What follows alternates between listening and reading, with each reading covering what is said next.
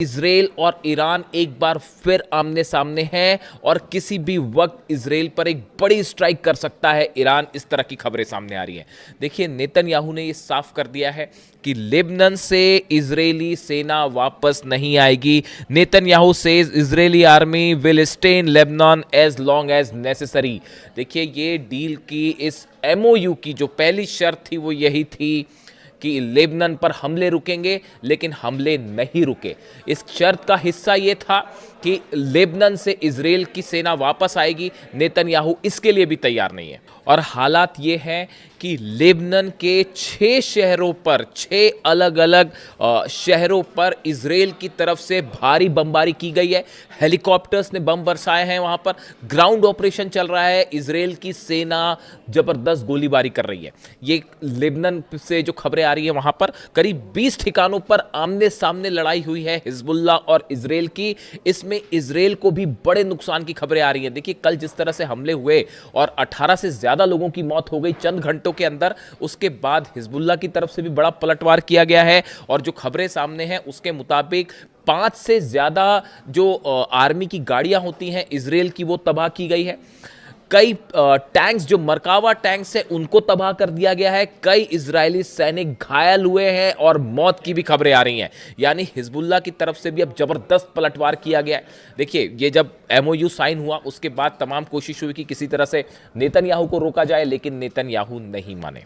यही वजह थी कि ईरान ने जिनेवा जाने से मना कर दिया और ईरान के सुप्रीम लीडर समेत तमाम सेना के बड़े अधिकारियों की तरफ से ये बात सामने आ चुकी है कि अगर नेतन्याहू नहीं रुके तो फिर इसका नतीजा ये होगा कि ना सिर्फ ये एमओयू खत्म हो जाएगा, डील खत्म हो जाएगी, बल्कि एक बार फिर जंग शुरू हो जाएगी। और नेतन्याहू के जो बयान सामने आए हैं, नेतन्याहू ने देखिए कल 2 बयान दिए। एक बयान मैंने आपको बता दिया कि हम किसी भी सूरत में लेबनान से इजरायली सेना बाहर नहीं आएगी। दूसरी बात जो कि बताया जा रहा है, उन्होंने डोनाल्ड ट्रंप को भी ये बात कह दी है कि इजराइल जो है अपनी सुरक्षा के लिए जो कदम उठाना चाहता है वो उठाता रहेगा, यानी कि हमले जारी रहेंगे। ये बात नेतन्याहू ने साफ कह दी है। अब इसके बाद देखिए, माना यह जा रहा है कि अब डील की स्थिति तो जो है, डील तो बड़ी दूर की बात है। एमओयू की जब पहले दौर की ही बातचीत शुरू नहीं हो पाई तो पूरा क्वेश्चन मार्क लग गया है हर चीज़ पर। हॉर्मूज से जो अमेरिका के जहाज़ थोड़ा पीछे हटे थे, उन्हें रोक दिया गया है वहीं पे। यानी हॉर्मूज अभी फ़िलहाल धीरे धीरे खुलना शुरू हुआ था, लेकिन 24 घंटे के अंदर ही वहाँ पर जो है हालात फिर से एक दूसरे के आमने सामने वाले हो गए। इसी बीच डोनाल्ड ट्रंप का एक बयान आया। देखिए, इस तरह की खबरें चल रही थी कि जेडी वेंस जो है वो नेतन्याहू से नाराज़ है और उन्होंने काफ़ी कुछ कह दिया है कि हम आपको हथियार नहीं देंगे वगैरह वगैरह, इस तरह की बातें। लेकिन डोनाल्ड ट्रंप का बयान आया है। डोनाल्ड ट्रंप ने इस बात को फिर कहा है कि इजराइल हमारा साथी है, नेतन्याहू मेरे दोस्त है और हम इजराइल को हथियार देते रहेंगे। देखिए, ये बात तो है ही। हम हमेशा से आपसे कह रहे थे, मैं बार बार ये बात कह रहा हूँ। इस तरह की जो खबरें आ रही हैं कि ट्रंप और नेतन्याहू में कोई तनाव है, अमेरिका और इजराइल में कोई तनाव है, ऐसा कुछ नहीं है। जो कुछ भी हो रहा है, बड़े सारे एक्सपर्ट से मान के चलते हैं कि जो कुछ भी हो रहा है ये एक बड़ी रणनीति का हिस्सा है और एक बार फिर ईरान के साथ धोखा हो सकता है। इस बात के लिए आरजीसी तैयार है। देखिए, कल बीती रात मुहर्रम का वक्त चल रहा है। बीती रात ईरान की सड़कों पर लाखों लोग जमा थे, चाहे तेहरान हो, चाहे तमाम अलग अलग शहर, और सब जगह से एक आवाज़ उठ रही है, लब्बैक या हुसैन। और पूरा ईरान एकजुट है और किसी तरह की, देखिए, एमओयू के पक्ष में तो वहाँ की जनता बाय एंड लार्ज थी ही नहीं। ये एक ऐसा फैसला था जो ये सोच के लिया गया कि दुनिया में एक शांति स्थापित हो, एक बार फिर कोशिश की जाए, ईरान के लोगों को रोज़गार मिले, हालात बेहतर हों, शांति के लिए एक कदम ईरान ने अपनी तरफ से उठाया था। लेकिन एक बार फिर धोखा मिला, जिसको लेकर जो है बार बार यही बात कही जा रही थी। अब इन हालात में न सिर्फ ईरान की आवाम बल्कि वहाँ की लीडरशिप एक बार फिर बेहद गुस्से में है और बताया जा रहा है कि मुस्तफा खामेनी एक बार फिर कोई बड़ा फैसला कर सकते हैं इस एमओयू को लेकर। और इस बार अगर एमओयू टूटता है या डील के मामले में मामला आगे नहीं बढ़ता है तो ये फिर से जंग की तरफ ले जाएगा।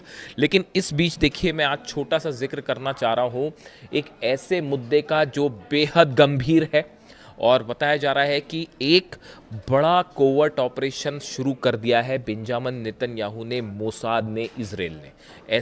ऐसा कई एक्सपर्ट्स बता रहे हैं। ऑपरेशन ऑक्टोपस नाम दिया गया है इसको। देखिए, ये दूसरे दिन 2 दिन पहले एक खबर आई, एक हमला होता है ईरान में। देखिए, ईरान के एक top nuclear scientist doctor Mehrdad की गोलियों से हत्या कर दी गई, उन्हें गोलियां मार दी गई और उनकी मौत हो जाती है। ये ठीक 2 दिन पहले की घटना है। मैं इस पे नज़र बनाए रखा था कि इससे क्या जुड़े अपडेट आते हैं, और अब ये बताया जा रहा है कि ये मोसाद से जुड़ा ऑपरेशन हो सकता है। देखिए, ये माना जा रहा है कि ये एमओयू साइन होने के बाद एक बड़ा प्लान तैयार किया गया है, जिसमें ईरान के कई टॉप लीडर्स को, कई टॉप साइंटिस्ट को, और इसके साथ ही आईआरजीसी के बड़े अधिकारी, वो सब के सब मोसाद के निशाने पे हैं और किसी पर कभी भी हमला हो सकता है, ताकि ये डील, ये एमओयू मामला आगे ना बढ़ पाए। और ये जो ईरान के टॉप साइंटिस्ट हैं डॉक्टर मेहरदाद, इनका बहुत बड़ा रोल रहा था ईरान के न्यूक्लियर प्रोग्राम में, उनकी हत्या हो जाती है। इसके साथ ही एक बड़ी स्थिति यह है कि यूक्रेन में भी कई न्यूक्लियर साइंटिस्ट को निशाना बनाया जा रहा है। जो नई रिपोर्ट आई है उसके मुताबिक यूक्रेन के हमलों में एनरगोडार इलाका है, वहां पर जो ड्रोन स्ट्राइक्स हुई, मिसाइल स्ट्राइक्स हुई, उसमें रूस के 2 बड़े न्यूक्लियर साइंटिस्ट को निशाना बनाया गया। ये बड़ी हैरान करने वाली बात है कि जिस तरह से यूक्रेन भी हमले कर रहा है और रूस के साइंटिस्ट को निशाना बनाया जा रहा है, उसी तर्ज पर ईरान को भी न्यूक्लियर साइंटिस्ट को जो है वो निशाने पर लिया जा रहा है। ये क्या कोई बड़ा कोवर्ट ऑपरेशन शुरू हो चुका है? देखिए, रूस के ठिकानों पर हमले किए यूक्रेन ने, फिर एनर्जी ठिकानों पर हमले हुए, फिर परमाणु प्लांट्स पर हमले हुए, और उसके बाद अब साइंटिस्ट पर हमले हो रहे हैं। आप ध्यान से देखें, ईरान में भी बिल्कुल ऐसे ही हुआ। पहले ईरान के अलग अलग ठिकानों पर हमले होते हैं, एनर्जी सेंटर्स पे हमले हुए, उसके बाद ईरान के परमाणु प्लांट्स जो हैं, न्यूक्लियर प्लांट्स हैं, उस पर हमले हुए, और अब साइंटिस्ट पर भी हमले हुए। ये एक जैसी सिमिलैरिटी ये बता रही है कि एक बड़ा ऑपरेशन है जो शायद सीआईए और मोसाद के कोऑर्डिनेशन से चल रहा है, ऐसा कई एक्सपर्ट बताते हैं, ऐसे ईरान के आरोप हैं। सबसे अहम खबर यह भी है, ईरान ने एक बार फिर हॉर्मूज बंद कर दिया है। देखिए, बिल्कुल ठीक सुना आपने, ईरान ने एक बार फिर हॉर्मूज बंद कर दिया है, और हॉर्मूज में जबरदस्त तनाव देखने को मिल रहा है। जिस तरह से इजराइल ने हमले किए लेबनान पे, बताया जा रहा है कि पिछले 24 घंटे के अंदर 50 से ज्यादा लोगों की मौत हो गई है पूरे लेबनान में, खास तौर पर दक्षिणी लेबनान में जो हमले हो रहे हैं, ग्राउंड ऑपरेशन हो रहा है। इस बात से नाराज ईरान ने पहले तो जिनीवा में बातचीत के लिए जाने से मना कर दिया, लेकिन उसके बाद एक ऐसा कदम उठाया ईरान ने जिससे डोनाल्ड ट्रंप और अमेरिका भी हैरान है। ईरान ने एक बार फिर हॉर्मूज को ब्लॉकेड करना शुरू कर दिया है, बंद कर दिया है हॉर्मूज को। देखिए, हॉर्मूज से कल ही अमेरिका के जो जहाज थे वो पीछे हटने शुरू हुए थे, और बताया जा रहा है कि ईरान के कई ऑयल टैंकर्स कल हॉर्मूज को पार करके अपनी मंजिल की तरफ आगे पहुंचे। लेकिन जिस तरह से लेबनान पर हमले हुए, उस बात को लेकर ईरान खासा नाराज है, ईरान के जनरल नाराज हैं, और उन्होंने हॉर्मूज में एक बार फिर अपनी ब्लॉकेट कर दिया, उसे बंद कर दिया, और वहां पर जो है अपनी छोटी बोट्स जो है उसकी तैनाती बढ़ा दी है, अपने जंगी जहाजों की तैनाती बढ़ा दी है। यानी हॉर्मूज अभी खुले चंद घंटे ही बीते थे कि एक बार फिर हॉर्मूज बंद हो गया है, और आमने सामने स्थिति देखी जा रही है अमेरिका और ईरान की हॉर्मूज में। डोनाल्ड ट्रंप की तरफ से कहा गया है कि नेतन्याहू को लेबनान पर हमले रोकने चाहिए, लेकिन ईरान का कहना है कि सिर्फ ऐसे बयानों से काम नहीं चलेगा, और पूरी तरह से लेबनान में युद्ध रोकना अमेरिका की जिम्मेदारी है, हमले रोकना अमेरिका की जिम्मेदारी है। अगर अमेरिका ने हमले नहीं रुकवाए लेबनान पे, तो बातचीत आगे नहीं चलेगी और ना ही हॉर्मूज खुलेगा। इस मुद्दे को लेकर, हॉर्मूज को लेकर अब एक बार फिर तनाव बढ़ता दिखाई दे रहा है, और बताया जा रहा है कि अगले 24 घंटे में ये तय हो पाएगा कि इजराइल और लेबनान, खास तौर पर हिजबुल्लाह के बीच जो हमले हैं, क्या वो जारी रहते हैं या वो किसी सीज फायर की तरफ आगे बढ़ते हैं। देखिए, नेतन्याहू पहले ही साफ कर चुके हैं कि हिजबुल्लाह पर हमला नहीं रोका जाएगा, इजराइल की सुरक्षा सुनिश्चित की जाएगी।